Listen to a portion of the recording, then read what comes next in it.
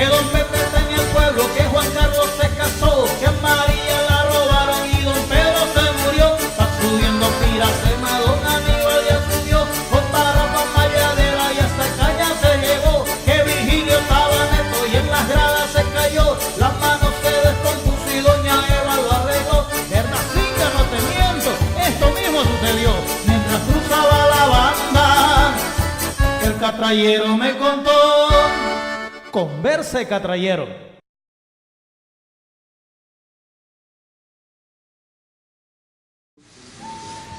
Eso, otra semana y ya como que se nos va enero. Bueno, prácticamente es el último programa de enero. ¿Qué tal? ¿Le gustó el programa anterior? Va a decir, muchos de ustedes no sabían que en Cobija había barrio chino, ¿no? Chan chun chin. Barrio chino. Usted no sabía que teníamos barrio chino. Pues teníamos el barrio chino. Hoy en día es el barrio Progreso.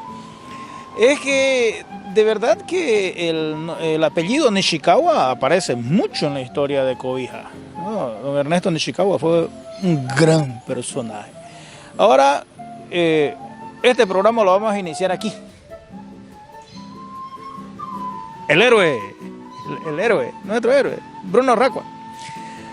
Particularmente, a una opinión muy personal, no me gusta que él esté aquí en esta plaza, porque para empezar esta es la Plaza Potosí, medio que no cuadra, ¿no? La Plaza Potosí, ella tiene su propia historia, tiene su propia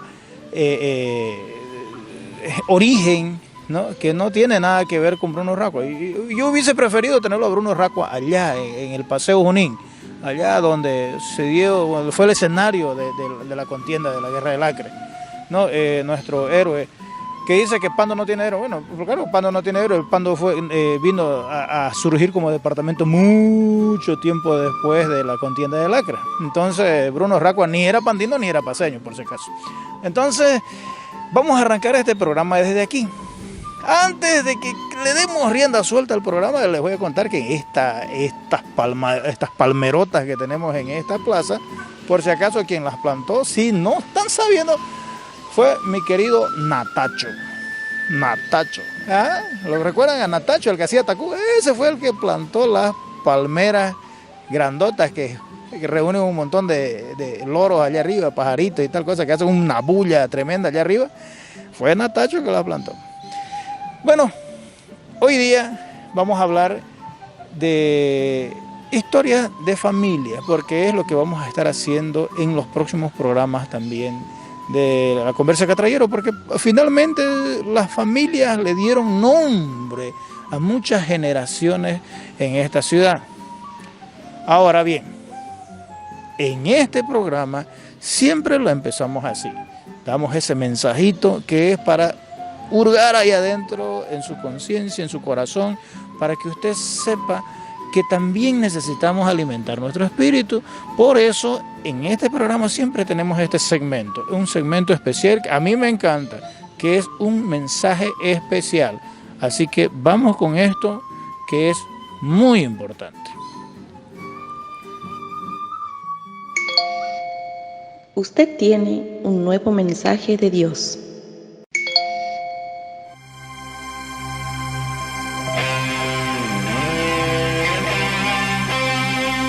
Mas yo os digo que de toda palabra ociosa que hablen los hombres, de ella darán cuenta en el día del juicio. Porque por tus palabras serás justificado y por tus palabras serás condenado. Mateo capítulo 12, versículos 36 y 37.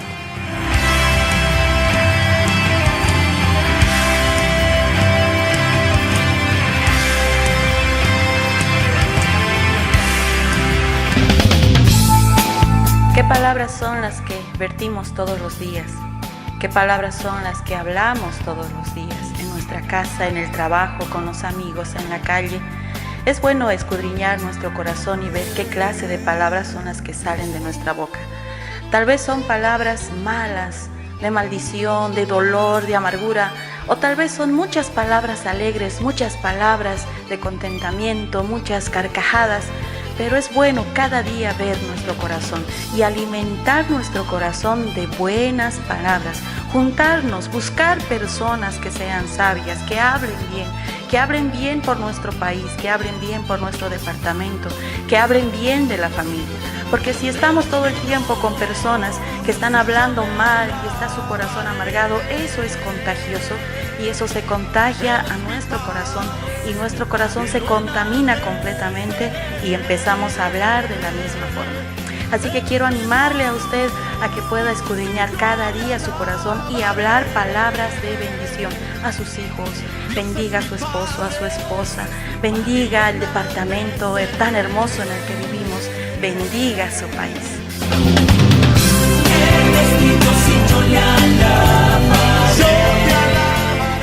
Cuando hablamos de historia, hablamos de lugares, hablamos de libros. Obviamente también hablamos de fotografía. Aquí también hay historia. Por supuesto, aquí hay mucha historia. Pero si se dan cuenta, gran parte de la historia que hay aquí no fue contada. Porque muchos llegaron hasta acá sin tener el tiempo de pasarle a alguien esas historias, las vivencias que recibieron de repente de sus padres, cuentos, podrán haber sido testigos de esas historias, pero no tuvieron el tiempo suficiente o de repente no hubo la oportunidad para que ellos pudieran contarlas. Lo que hacemos en Conversa Catrallero es evitar esa situación. Mientras las personas todavía están con fuerza, con vigor, con lucidez, que puedan contar lo que vivieron, lo que vieron, esas historias, esas experiencias que tuvieron, cosas que no están registradas en los libros. Conversa Catrallero precisamente es un programa que trata de hacer eso, es decir, que las personas puedan contar, que puedan pasar esas vivencias que no están escritas, que no, usted entra a internet, no hay, usted va a una biblioteca, no hay, no están en los libros de colegio, en las salas de aulas no hablan de eso. Por eso este programa trata de que usted, que tiene esa información, nos las cuente, para que podamos pasarla. En los próximos programas vamos a estar hablando de muchas familias, sobre todo esas familias tradicionales, las que están aquí en estas tierras desde mucho tiempo atrás, de repente hasta no nacieron acá, pero hicieron gran parte de la historia, contribuyeron enormemente al crecimiento de la ciudad, a que esta cobija se transforme. Muchas de esas familias tienen su historia marcada en este lugar. Por ejemplo, este monumento habla de los japoneses. Nosotros aquí en Cobija fuimos una mezcla de razas porque llegaron de todos lados, sirio-libaneses, portugueses, japoneses, españoles, brasileros, de todo lugar del país. Entonces hay mucha historia enterrada aquí. ¿Cuál va a ser mi trabajo? Tratar de desenterrar no a las personas, pero sí a esas vivencias que ellos tuvieron a través de usted, que es nieto, que es hijo, que es descendiente.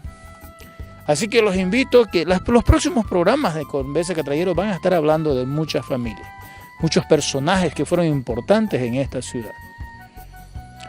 Ahora vamos a estar hablando con un amigo personal, César Aguilar Jordán, una persona que viene de descendencia desde los primeros que estaban acá, que estuvieron incluso en las épocas de las campañas de la Guerra del Acre. Mi querido César Aguilar Jordán, conocido como Pepito, nos va a contar parte de esa historia, cómo viene su familia, cómo llegan a formar parte de una historia que no está registrada. Bueno, y vamos a saber por qué también. Así que, como en este programa lo dicen ellos, en este caso lo dice mi querido Pepito. César Aguilar Jordán, pero es Pepito para todos los que lo conocemos, ya conocemos su trabajo en Cobija, pero cuando hablamos de las familias tradicionales, las familias que están desde las primeras páginas de la historia de Cobija. El papá de mi abuela Isabel. Los Roca. Los Roca, sí. Don Miguel Roca era dueño de la barraca Santa Cruz, que queda aquí arriba en el río Acre. Él llegó aproximadamente a mediados de la década de 1890 y se asentó en la barraca Santa Cruz. Ahí él trabajaba la goma, tenía campos de ganadería y todo lo que en esa época generaba recursos, ¿no? Pero su principal actividad era la actividad gomera, como casi todos en la zona, ¿no? Entonces, desde aquella época ya vienen los ancestros de la familia, ¿no? Ya mi bisabuelo se casó con mi bisabuela, con doña Elodia Zavala, y ahí nacieron 3 hijos. Nació el coronel Roca Zavala, que ya está jubilado, después doña Dora Zavala, que falleció en un accidente, y mi abuela Isabel, que era la menor de todas, ¿no? Ellos, después de la campaña del Acre, mi abuelo se fue a la Argentina, se fue con toda la familia. Allá él adquirió gran parte de lo que es el famoso barrio bonaerense de Lomas de Zamora. Allá nació mi abuela Isabel, pero se vino a los 3 meses acá a Cobija, y bueno, desde entonces ya se dio inicio a lo que es la parte materna de la familia. Y mi abuelo Humberto vino de Santa Cruz, más o menos en la década del 20, vino a pie, porque en ese entonces o se venía a pie o se venía por lancha, pero por lancha se tardaba más todavía. ¿A pie? Sí. A pie, sí, él vino a pie, y en la Chiquitanía él contrató, a través de los jesuitas, contrató a 2 chiquitanos que lo llevaron hasta Trinidad, y después de Trinidad ya se juntó a una caravana y llegó aquí a Cobija. En 1929 mi abuelo Humberto, tuve la suerte de ver un documento en la masonería, en la Logia Bolívar, donde él se inscribe en la masonería. Para aquel entonces ya él era casado con mi abuela Isabel, y en 1930 nace mi madre, ¿no?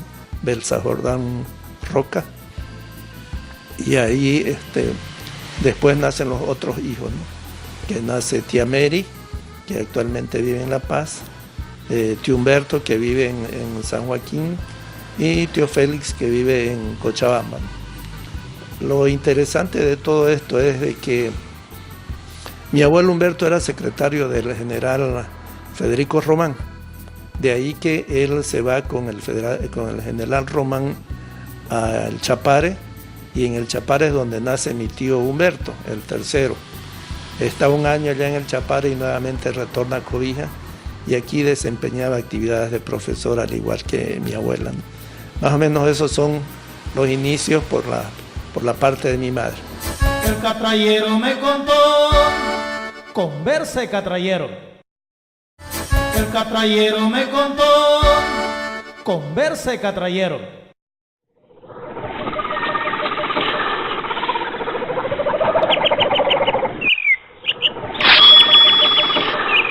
Está subiendo Piracema, don Aníbal ya subió, con tarrafa mayadera y hasta caña se llevó.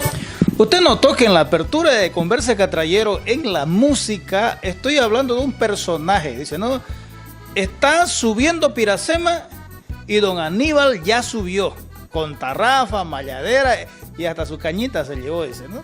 Eso es lo que dice la letra de la apertura de Converse Catrayero.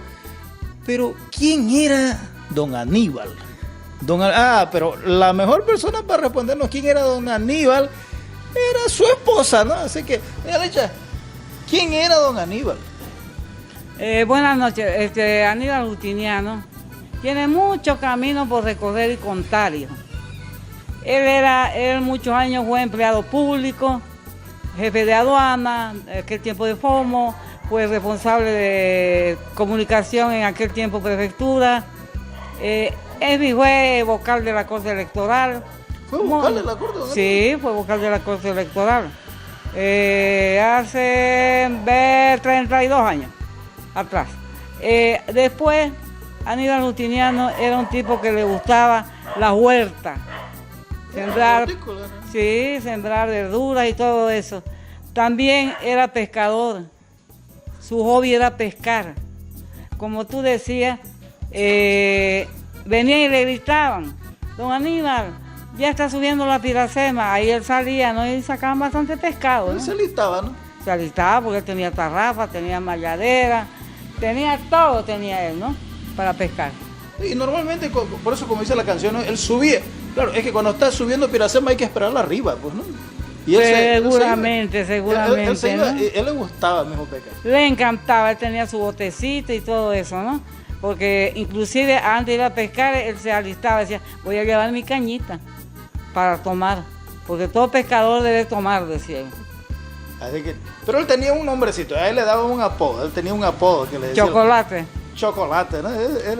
Chocolate, ¿no? Pero tiene su historia el chocolate. ¿Tiene su historia? ¿Cuál es la historia del chocolate? El chocolate se lo criaba su abuelita a él.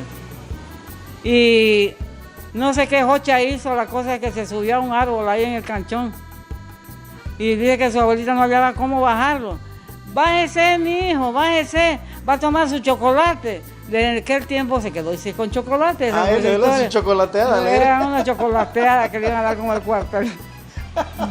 Ahí está, esa ni yo la sabía, ¿no? De los chocolates. La historia del chocolate, pues esa es la historia del chocolate.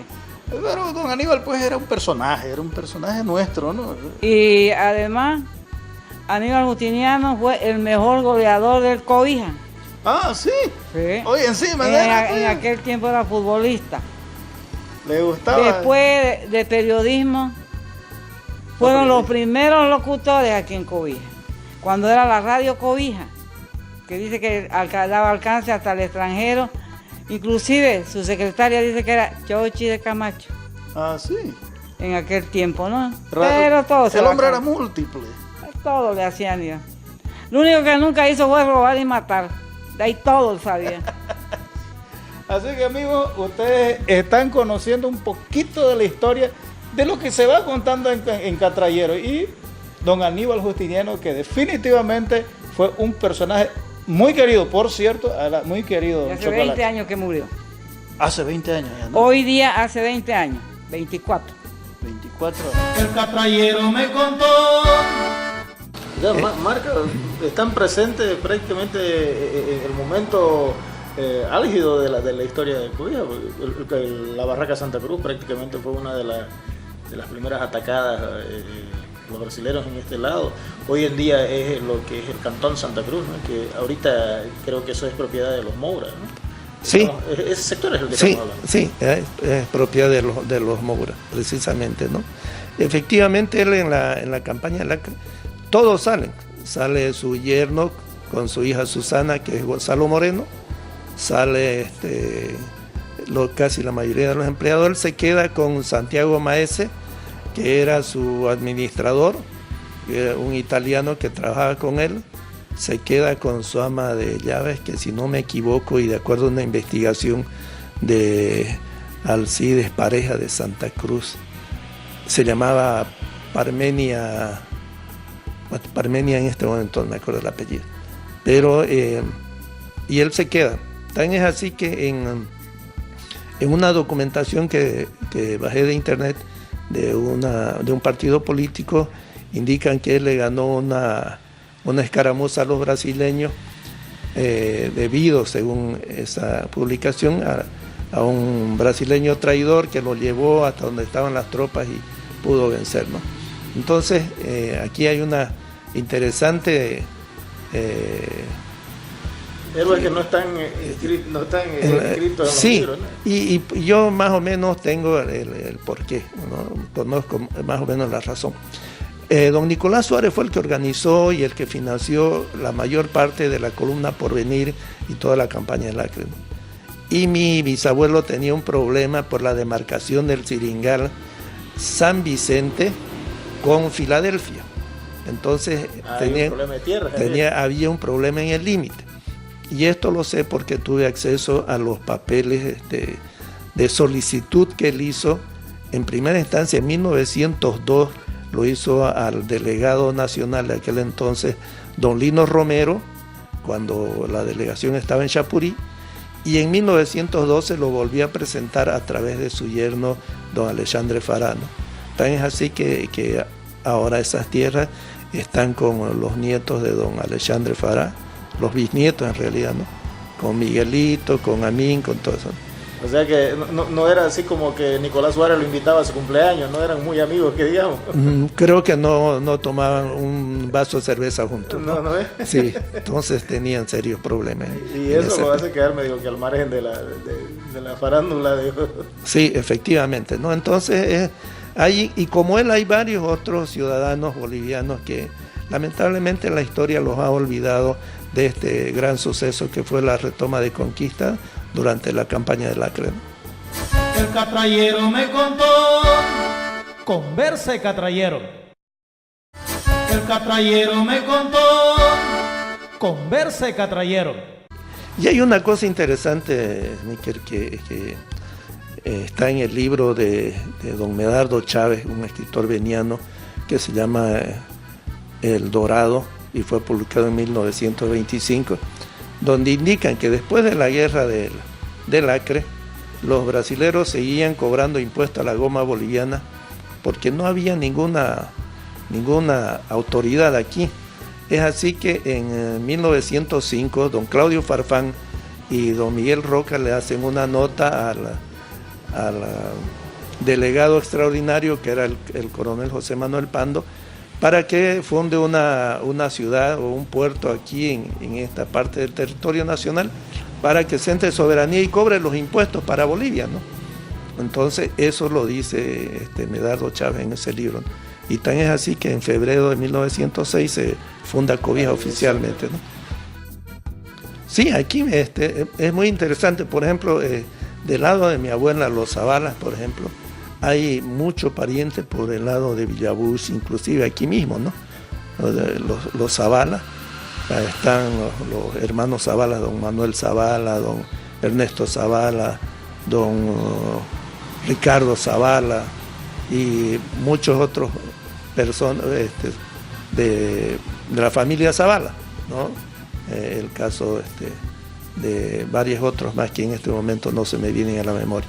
Entonces, todavía existe ese linaje, si vale el término, que viene de aquella época del territorio de colonias de todas estas familias, ¿no? Que son, de una u otra manera, forman parte de nuestra familia, que si bien en un grado ya más lejano, pero aún así siguen siendo parte de la familia, ¿no?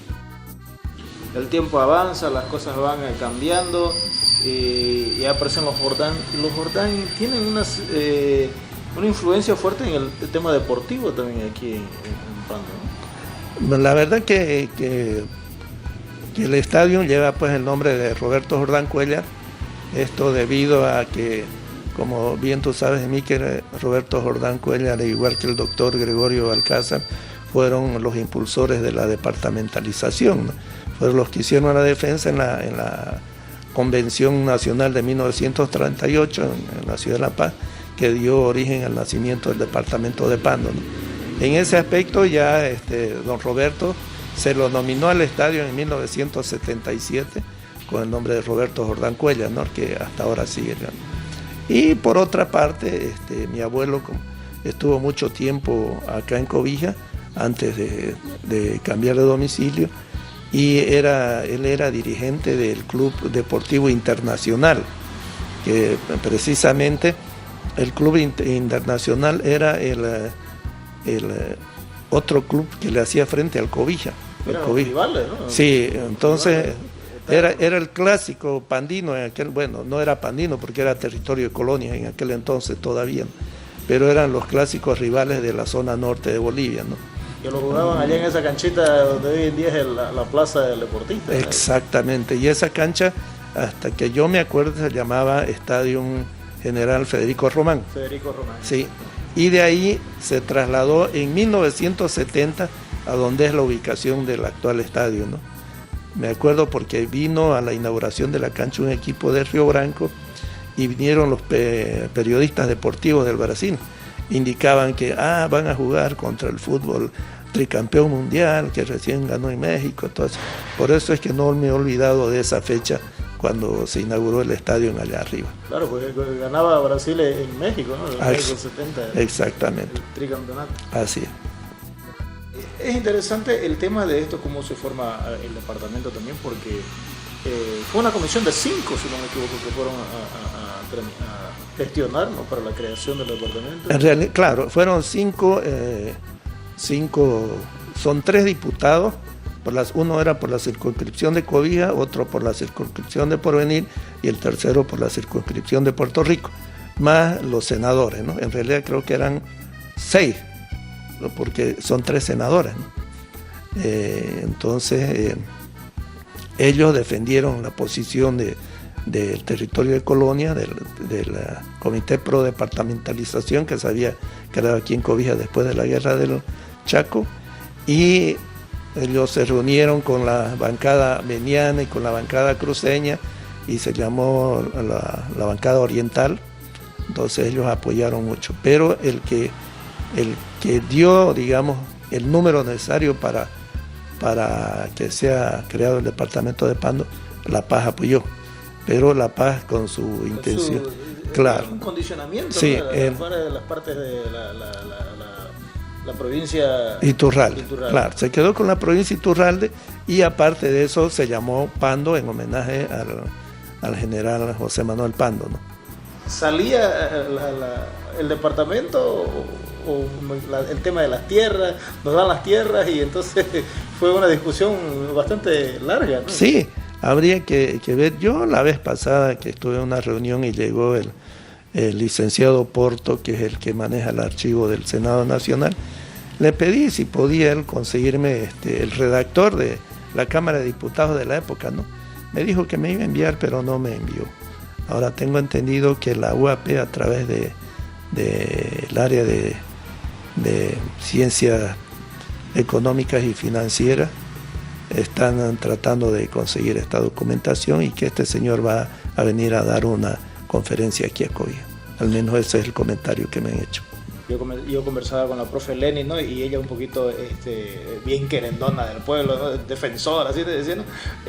Antes escuchaba mucho de que decían que nosotros no teníamos ni héroes, ¿no? Porque incluso Bruno Racco no era pandino, pero en cierta forma Bruno Racco no era pandino, pero tampoco era paseño, porque la provincia de Iturralde justamente no pertenecía ni a La Paz ni a Pando. Pando no existía y no pertenecía a La Paz tampoco. Exactamente. ¿No? Es lo que siempre digo, ¿no? Hay una diferencia temporal. Cuando hubo la batalla de Bahía era el territorio nacional de Colonia. Entonces toditos los héroes y toditas las personas nacidas en este departamento Pando hasta antes del 24 de septiembre de 1938 eran coloniales. El caso de mi madre, por ejemplo, el caso del general Obando Candia y el caso de muchos otros eran coloniales. Después del 24 de septiembre de 1938 ya sí nacieron los pandinos. Y entonces ahí sí ya se puede reclamar de que ya podemos decir, sí, nosotros somos pandinos, ¿no?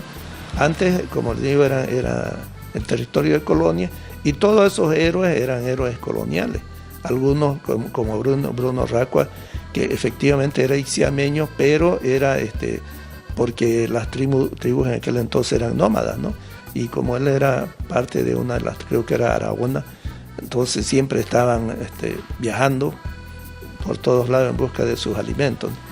Entonces es que nunca nos hacemos ese tipo de cuestionamientos, ¿no? Y por eso hay gente que dice que festejemos el aniversario de Pando el 11, otros festejemos el 24, pero no son similares en el tiempo.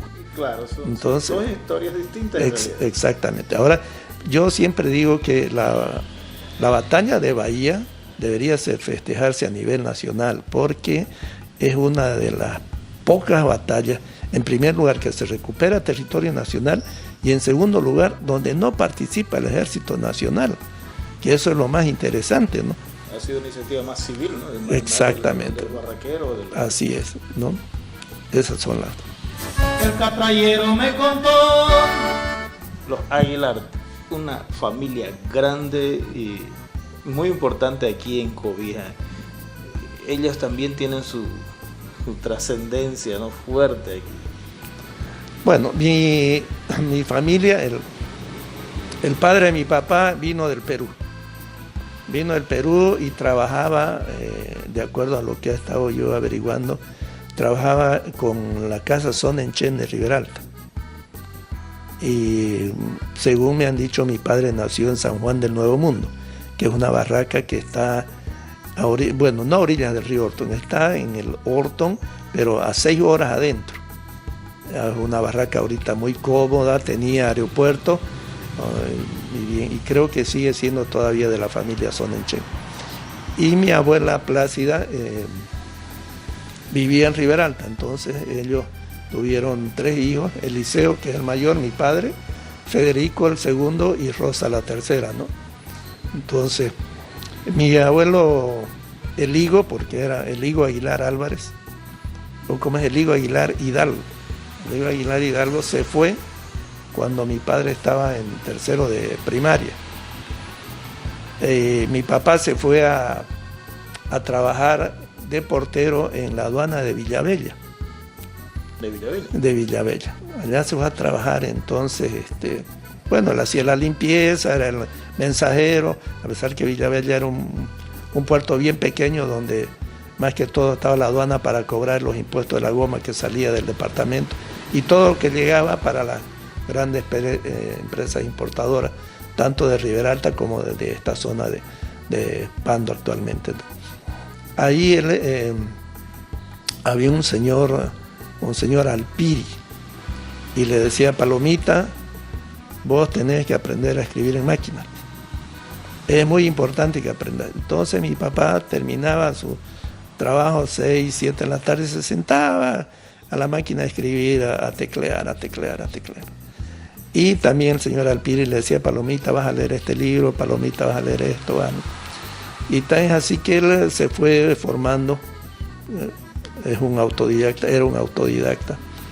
Y cuando le tocó el servicio militar, que lo prestó en Riberalta, él no fue a la tropa, porque como sabía escribir a máquina y sabía redactar, el comandante se lo llevó de su estafeta al comando.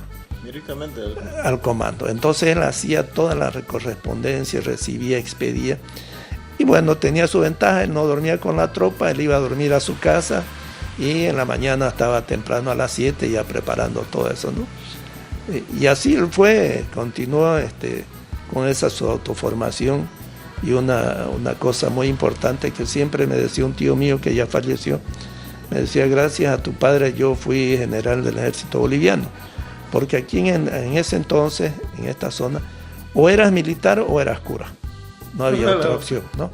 Entonces, porque la iglesia enviaba a los jóvenes a estudiar al sacerdocio y el ejército mandaba a los jóvenes al colegio militar. Entonces mi papá le dijo a mi tío: bueno, vas a ir al colegio militar, pero te vas a especializar en comando y Estado Mayor. Como que mi tío fue al colegio militar, allá estudió y efectivamente se jubiló de general del ejército, pero en comando y Estado Mayor. Estuvo... Gracias a una máquina de escribir. Gracias a una máquina de escribir. Entonces... El catrallero me contó. Converse, catrallero. El catrallero me contó. Converse, catrallero. Y trabajó un tiempo en la aduana, estuvo por Santa Rosa la Bonalla como parte de la aduana, y ya después retornó a Cobija, ahí donde conoce a mi mamá y bueno, se casan y ya da inicio a lo que somos nosotros, ¿no? Primero nace Gustavo el 50, yo el 51, Huáscar el 53 y Verónica el 60, ¿no? Entonces, esa es la gente. Pero en todo ese interín, mi padre fue presidente de la Cámara de Industria y Comercio, fue presidente de la Asociación de Fútbol, creo que inclusive de la de básquet también, fue defensor de reos pobres. Como aquí en Cobija no había abogado de ejercicio libre, entonces, y como él conocía bastante sobre leyes por todo eso, entonces lo nombraron de defensor de reos pobres.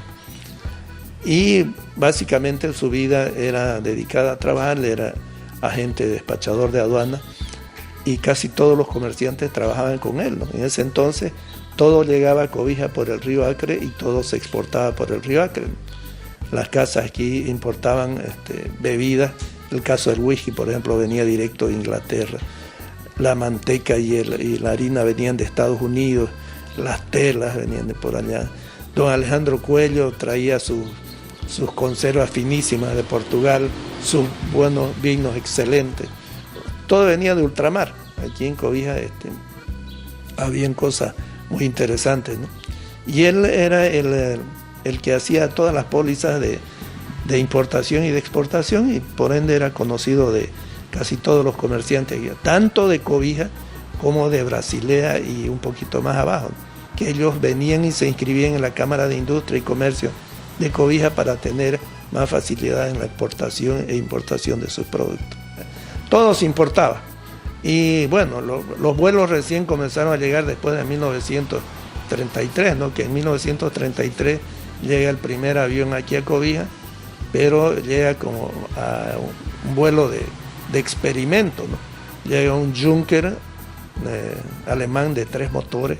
Hay fotos que está en un aeropuerto que dicen que era ya en Tres Puentes, donde actualmente es el aeropuerto ahora, ¿no?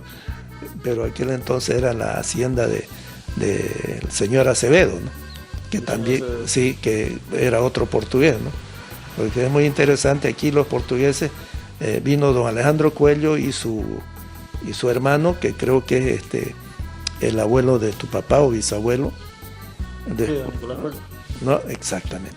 De ahí vino don José da Costa y su hermano. Después estaba este señor Acevedo, que era dueño de toda esta zona de aquí. El puerto, la parte allá del 2, del 3. Exacto, sí, todo era de ellos, ¿no? Entonces, ¿por qué esa zona en aquel entonces pues le decían zona rural? ¿No? Yo me acuerdo donde Incruz tenía sus oficinas ahí en el 2, antes de llegar al Paltar, eso era de un portugués que apellidaba Paiva. Ahí era de Paiva, y me acuerdo que había unas plantas de cacao. Nosotros en la escuela no íbamos de paseo allá, cuando nos tocaba hacer los famosos paseos una vez al año. Entonces, todo este tipo de personas han venido a trabajar y han hecho mucho por el desarrollo de Cobija, ¿no? En el caso de don José da Costa, que realmente un constructor que ha hecho las mejores obras aquí en Cobija, ¿no? E inclusive no solo en Cobija, sino que en Chapurí, en Riberalta y en otras partes, pero su base de operaciones era Cobija, ¿no? Y formó una numerosa familia también aquí. No, pero Cobija llegaba hasta la pista vieja, ahí terminaba Cobija. Ahí termina. Claro que de ahí para adelante, por ejemplo, donde es ahorita el hospital, era el hospital viejo, ahí ya las casas eran raleadas, donde es Era el barrio chino, ¿no? donde el barrio chino, había estaba el leprosario, en la parte de frente donde vive la familia Aramayo eran unos mangales inmensos, y ahí estaba recién queriendo, al frente eran unos guayabales donde es el actual estadio, y más allá, por ejemplo, habían una que otras casas donde la corte electoral, habían unas cantinas, y por esa zona se la conocía como Tres Cantinas. Y antes, donde es la Petit Rey, estaba la lechería de don Miguel Maradei. Don Miguel Maradei, que sí, era dueño de todas esas tierras donde era el aeropuerto, ¿no? Todo. Él era dueño, bueno, pero ahora han aparecido un montón de dueños. ¿No es? La verdad que él le prestó al Joy Aéreo todas esas tierras para que hagan el aeropuerto.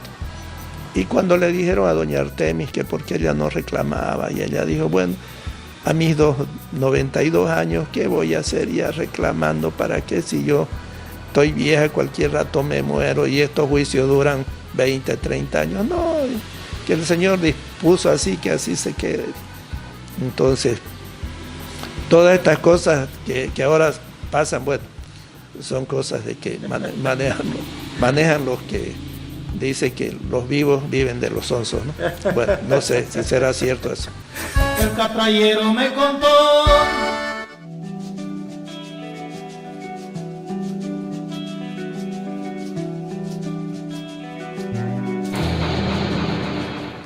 Esta fuente es de lo poco que nos queda todavía de esa cobija que costura, que arma, que teje las generaciones antes que la mía y después que la mía, porque todavía espero que esta fuente permanezca, que la dejen, que no la destruyan.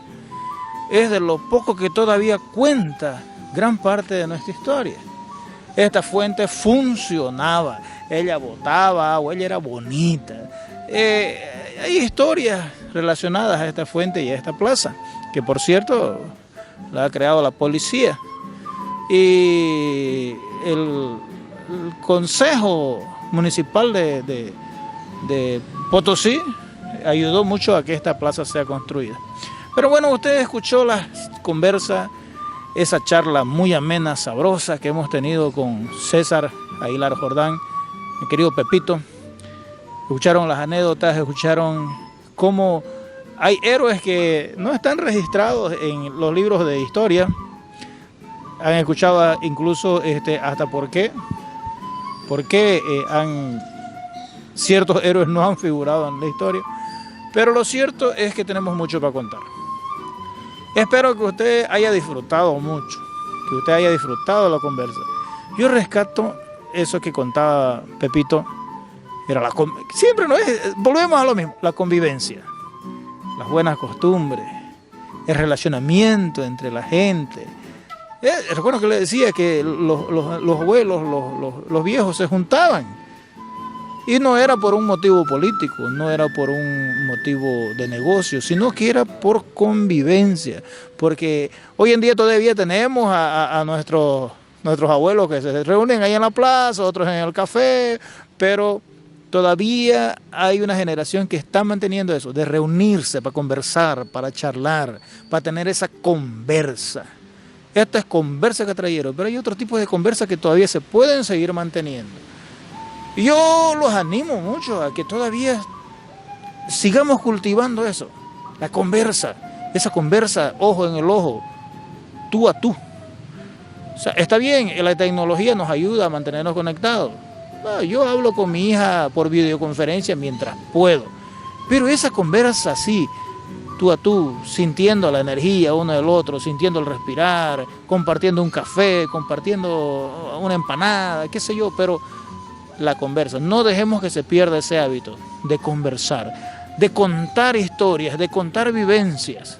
Este programa va a hacer lo que puede, pero usted puede seguir haciendo lo suyo en su familia, en la hora de comer. Mantenga esa comunicación de calidad. Sobre todo, cultive ese relacionamiento vivo, no el tecnológico, el relacionamiento vivo en la familia, con los amigos. Yo, antes de cerrar este programa, obviamente quiero bendecir tu vida. Quiero que usted sea bendecido ahí donde usted está, en su casa, su familia. Bendigo su trabajo. Lo que usted pretenda hacer este año, que tenga éxito, que Dios le dé sabiduría para que usted sepa hacer las cosas bien, que les dé los recursos económicos para que usted pueda hacerlo. Dios bendiga a su familia. Todo lo que usted se propuso hacer este año, que Dios pueda ayudar a que usted lo conquiste. Nos vamos de esta conversa catrayero. Y queda la invitación, ¿no?, para las próximas conversas que traigo. Ahora, como usted verá, está transmitida por Unitel Pando, pero también ahora paralelamente la transmisión vía Facebook. Así que las personas no tienen excusa, pueden ver el programa, pueden disfrutarlo, comentarlo. La participación de ustedes es muy importante. Amigos, esto ha sido todo en esta conversa catrayero. Nos vemos la próxima semana, donde vamos a estar hablando más historias más novedades, más curiosidades. Su servidor aquí, Emilker Cuelo, se despide hasta el próximo programa. Dios los bendiga.